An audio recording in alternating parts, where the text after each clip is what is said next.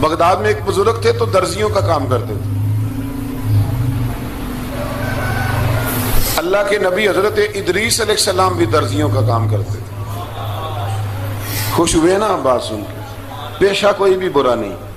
ایک برا ہے وہ ہے ہاتھ پھیلانا. اس کے علاوہ کوئی پیشہ برا یہ برا نہیں، یہ ہاتھ پھیلانا برا ہے. حضرت شیخ محمد بن حسن کہتے ہیں کہ وہ بزرگ جو تھے نا، امام غزالی نے لکھا ہے، وہ درزیوں کا کام کرتے تھے. تو اس زمانے میں نا کھوٹا سکہ بھی کبھی کبھی آ جاتا تھا. کھوٹا سکہ پرانے لوگوں کو تو پتا ہوگا، چلو نوجوانوں کو بتا دیتا ہوں. چاندی کے سکے ہوتے تھے تو اوپر سے جب وہ گھس جاتا تھا نا نمبر، تو اس کو کہتے تھے اب کھوٹا ہو گیا. کیوں جی بزرگوں ایسے ہی ہے. وہ گھس جاتا تھا تو کہتے تھے سکہ، تو وہ چلتا نہیں تھا کہیں بھی. تو وہ بابا جی کی دکان مشہور ہو گئی تھی کہ وہاں کھوٹے سکے بھی چل جاتے. لوگ دے آتے تھے کھوٹے سکے، بہت سارے لوگ دے دیتے. بابا جی چپ کر کے قبول کر لیتے. مشہور ہو گیا، جو بھی جاتا کھوٹے سکے دے آتا. بابا جی قبول کر لیتے. پھر شام کو نہ گھوڑے پہ بیٹھ کے جاتے اور دریا میں بہا. ایک دن کچھ بندے کھوٹے سکے لے کے آ گئے تو بابا جی ابھی مصلے پہ تھے، نماز پڑھ رہے تھے. تو بیٹے نے کپڑے دیے تو کھوٹے سکے وصول کی. تو وہ کھوٹے سکے دینے والا شخص کھوٹے سکے دے رہا تھا تو وہ بچہ کہنے لگا تم نے بڑی عرصہ بیوقوف بنایا میرے ابا کو، کھوٹے سکے دے لے جاؤ. کہنے لگا تمہیں واقعی نہیں پتا چلتا کھوٹے ہیں؟ کہا ابا جی کا نہیں مجھے پتا، پر مجھے تو پتا ہے نا. اور میرا ابا شام کو کھول کے دیکھتا ہے تو پھر جو کھوٹے کھوٹے ہوتے ہیں انہیں دریا میں بہا کے آتا ہے. لے جاؤ اپنے. اتنی دیر میں بزرگ نماز سے فارغ ہوئے. کہنے لگے نہیں نہیں بیٹے رکھ لے، کھوٹے ہی رکھ لے. سننا بات. کہا جناب کیوں؟ فرمانے لگے میں کھوٹے اس لیے رکھ لیتا ہوں کہ لوگوں نے پیسوں میں ملا کے دوسروں کو بھی تو دینے ہیں نا. تو میں چاہتا ہوں چلو باقی لوگ نقصان سے بچ جائیں، ہمارا تو گزارا ہو ہی رہا ہے. باقی لوگ نقصان سے بچ جائیں. اور فرمایا پھر میں شام کو جا کے دریا میں ڈال کے آتا ہوں کہ کہیں میری اولاد بھی ان کو آگے نہ چلا دے. میں چاہتا ہوں کہ اور لوگ اس کام سے بچ جائیں. درویش کہتے ہیں کہ جب اس بابے کا آخری وقت آیا نا تو جو اس نے جملہ کہا میرا کلیجہ پھٹ گیا. آخری وقت جو اس نے دعا مانگی تو فرماتے ہیں میرے اندر وجد اور کیف کی صورت پیدا ہو گئی. فرماتے ہیں ان بزرگوں نے اپنے آخری وقت دعا مانگی، اے اللہ میں نے ساری زندگی کھوٹے سکے قبول کیے تاکہ تیرے بندے شر سے بچ جائیں، تو یا اللہ تو بھی اس کھوٹے سکے کو قبول فرما لے. اللہ میں نے کھوٹے سکے قبول کیے، کھوٹے، تاکہ تیرے بندے تکلیف سے بچ جائیں. تو مالک میں بھی کھوٹا ہی ہوں، اللہ تو بھی اس کھوٹے کو قبول فرما لے. اور یہ دعا مانگ کے نا تو کبھی روتے کبھی ہنستے. لوگوں نے کہا کیا ہوا؟ کہتے ہیں لگتا ہے رب نے کھوٹا سکہ قبول فرما لیا. لگتا ہے کہ اللہ نے کھوٹا سکہ قبول. لوگوں کو تکلیف سے بچائیں. ہمارا وجود یارو مطلب کیا ہو جائے گا 2 منٹ کے لیے سمجھ لیں کیا ہو جائے گا. یعنی اگر آپ بڑے غصے سے باہر آئے اور پاپڑ بیچنے والے پہ آپ نے غصہ نکال لیا سارا، میں رات کی ڈیوٹی کر کے آیا ہوں تھکا ہوا ہوں اور تو پاپڑ بیچنے آ گیا، تم لوگ بڑے نالائق ہو بدتمیز ہو. آپ نے یہ سخت جملے کہہ دیے، چپ کر کے وہ آدمی معذرت کر کے گزر گیا. وہ تو سارا دن پریشان رہے گا نا کہ میری غریبی کا مذاق اڑا ہے. مطلب ہو کیا گیا، ہوا کیا اگر اس نے کوئی بات کر لی. اعلیٰ حضرت فاضل بریلوی کے خلیفہ لاہور میں سید ابو البرکات شاہ صاحب رحمت اللہ تعالی علیہ. تو رات کو ایک شخص تراویح کے بعد حضرت سویا کرتے تھے. بہت سارے لوگ تو سو ہی نہیں پاتے رمضان کی راتوں میں، سو ہی نہیں پاتے. میں خود نہیں سو پاتا. اب تراویح سے اگر آپ 10:30 فارغ ہوئے تو 2 بجے اگر آپ کو دوبارہ اٹھنا ہے تو بیچ میں آپ کو کیا ملے گا؟ اگر آپ نے کچھ پڑھنا پڑھانا ہے، صبح درس دینا ہے، تو پھر تو آپ کے لیے بڑا اور یہ خاصا مشکل کام ہے. یہ خاصا مشکل کام ہے. آپ یقین کریں چند تفسیریں دیکھتے ہیں تو ٹائم بہت زیادہ ہو جاتا ہے. وہ پھر آگے سننے والوں پہ بھی ڈیپینڈ کرتا ہے ان کے مزاج مبارک کس طرح کے. سید صاحب رحمۃ اللہ علیہ نا عشاء کی نماز کے بعد تراویح پڑھ کے تو کچھ عبادت کی، کچھ مطالعہ کیا، صبح درس دینا تھا تو تھوڑی دیر کے لیے بوڑھے آدمی تھے، تھک گئے تو سو گئے. ایک بندہ نہ کہیں گیا ہوا تھا تو واپس آیا تو اس نے دروازے پہ دستک دی. تو سید صاحب کے بیٹے تھے، بخاری شریف کی شرح لکھی، بڑے عالم تھے، سید محمود رضوی صاحب رحمت اللہ. رضوی صاحب کہتے میں نے دروازہ کھولا، میں نے کہا ہاں جی بولو. کہنے لگا جی میں نے سید صاحب سے ملنا ہے. مفتی اعظم پاکستان تھے وہ، لاہور میں حزب الاناف ادارہ تھا، سید ابو البرکات شاہ. میں نے حضرت صاحب سے ملنا ہے. تو کہا کوئی حکم ہو تو مجھے نہیں, میں نے انہی سے ہی ملنا ہے. یہ بھی بڑا مسئلہ ہوتا ہے, میں نے انہی سے ہی ملنا ہے. چلو ٹھیک ہے جی, انہی سے مل لو. تو کہتے ہیں اتنی دیر میں نا سید صاحب بھی اٹھ کے آ گئے. محمود کون آیا؟ تو اس نے کہا حضور میں آپ کا ایک عقیدت مند ہوں, تو میں کہیں گیا ہوا تھا تو ابھی واپس آیا ہوں, تو مسئلہ نا کئی دفعہ پوچھنا کرتا ہوں تو بھول جاتا ہوں, ذرا بات کی نزاکت کو دیکھنا, بھول جاتا ہوں. تو یاد آیا تھا تو میں نے کہا چلو ابھی پوچھ آتا ہوں, گزر رہا تھا یہاں سے. میں پوچھو. کہنے لگا جی پوچھنا یہ تھا کہ جس نے فرض جماعت کے ساتھ نہ پڑھے ہوں رمضان میں, تو کیا وتر جماعت سے پڑھ سکتا ہے؟ مسئلہ پوچھنا تھا. علامہ محمود رضوی صاحب کہتے ہیں مجھے بڑا ہی غصہ آیا. میں نے کہا کہ پتہ نہیں کوئی اس وقت مشکل آ گئی ہے جو رات کو آیا ہے. کسی وقت انسان رات کو طلاق دے بیٹھتا ہے, کوئی ایسی بات ہو جاتی ہے تو عالم کے دروازے پر, یہ تو عام سا مسئلہ ہے, سویرے بھی پوچھ لیتا.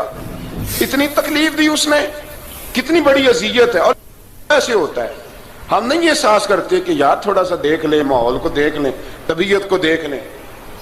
مجھے بڑی اچھی طرح یاد ہے کہ میں نے ایک دفعہ نا ایک عالم سے مسئلہ دریافت کیا, وہ ہمارے استاد تھے, تو مجھ پہ ناراض ہوئے.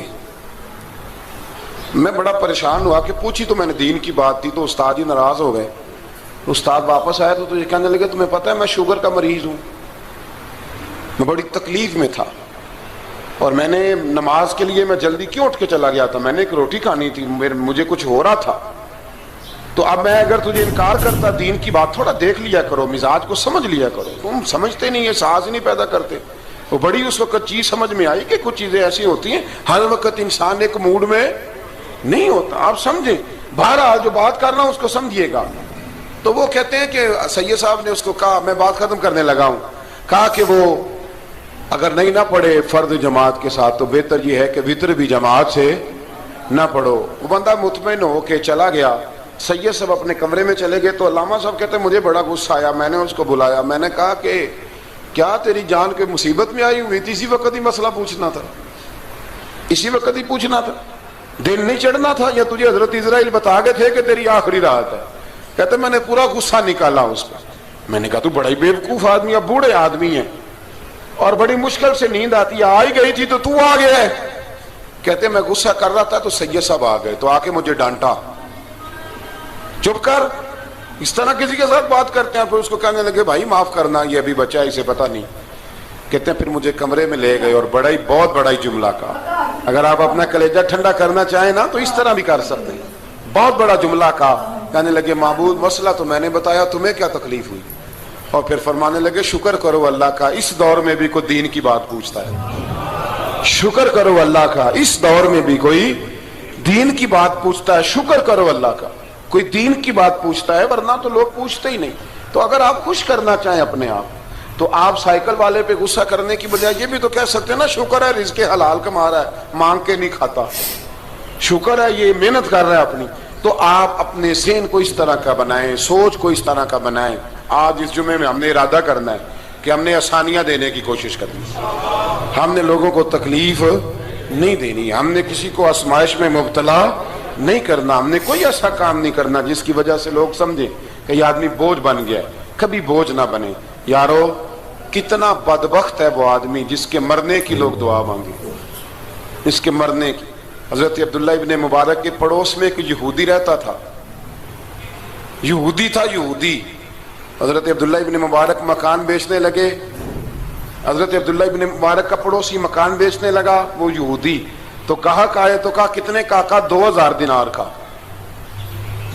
2000 دینار. تو انہوں نے کہا کہ اس گلی میں, اس محلے میں تو 1000 دینار کا مکان ہے, تو تیرا 2 کا کیوں ہے؟ کہنے لگے 1000 میرے مکان کا اور 1000 عبداللہ ابن مبارک کے پڑوسی ہونے کا.